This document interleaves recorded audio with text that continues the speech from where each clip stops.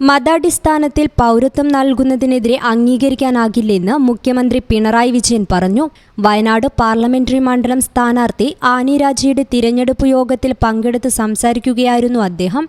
ഇന്ത്യയെ മതാധിഷ്ഠിത രാഷ്ട്രമാക്കുകയാണ് RSSന്റെ നിലപാട്. തങ്ങളുടെ ഇഷ്ടാനുസരണം എന്തും ചെയ്യുകയെന്ന നിലപാടാണ് കേന്ദ്ര ഭരണാധികാരികൾ ഇപ്പോൾ സ്വീകരിച്ചുകൊണ്ടിരിക്കുന്നത്.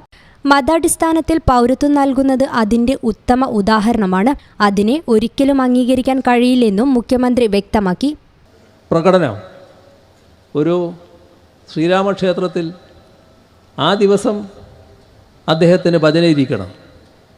അപ്പോൾ അവിടെ BJP ഗവൺമെൻറ് അതിനെ തടയുന്നു. എന്തെല്ലാം കളികളാണ് നടക്കുന്നത്? എന്താണ് നൽകുന്ന സന്ദേശം?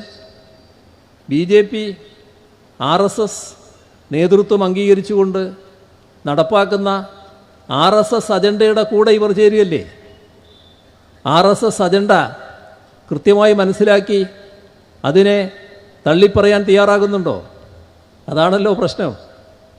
ഇന്ന് രാജ്യത്തിലെ വിവിധ സ്ഥലങ്ങളിൽ രാഹുൽ ഗാന്ധിക്കെതിരെ കേസുകളുണ്ട് എന്ന് നമ്മുടെ കേരളത്തിലെ പ്രതിപക്ഷ നേതാവ് പറഞ്ഞിരിക്കുകയാണ്. അതിലൊന്ന് ഈ രാമക്ഷേത്രത്തിൽ കയറാൻ പോയ കേസാണോ എന്നത് അദ്ദേഹം പരിശോധിച്ചാൽ നല്ലതാണ്. ഏത് തരത്തിലുള്ളതാണ് കേസുകൾ?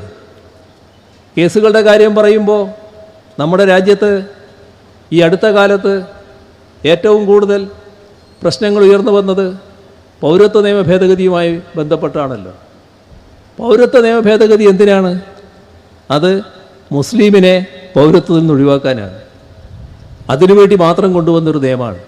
മതത്തിന്റെ പേരിൽ ആളുകളെ തമ്മിലടിപ്പിക്കാനാണ് BJP ശ്രമിച്ചുകൊണ്ടിരിക്കുന്നതെന്നും അദ്ദേഹം കൂട്ടിച്ചേർത്തു. News bureau, Nilambur.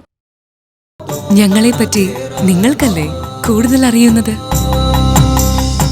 പരിശുദ്ധിയുടെ സുവർണ പാരമ്പര്യം. Hayath golden diamonds, Valanchery.